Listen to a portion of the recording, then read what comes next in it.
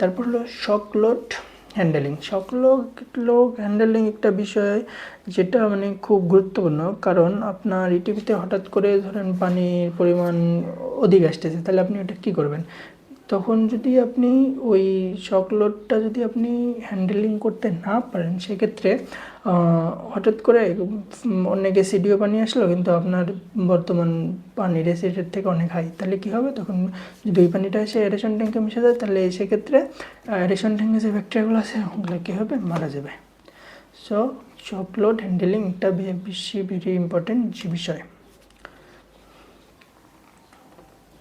এরপর যে ইটিভিতে যেটা গুরুত্বপূর্ণ সেটা হলো যে ট্রাবল শুটিং, যেটা হলো যে হঠাৎ করে ইটিভিতে ফোমিং বেড়ে যাচ্ছে। তার মানে কি, আমার ফোমিং যদি হঠাৎ করে বেড়ে যায়, তাহলে সেক্ষেত্রে অবশ্যই আমার ইটিভিতে প্রবলেম আছে। সেক্ষেত্রে আপনাকে অবশ্যই এই ডিওর পরিমাণটা চেক করতে হবে, এবং আবার ওই স্লাজের পরিমাণটা ঠিক আছে কিনা দেখতে হবে।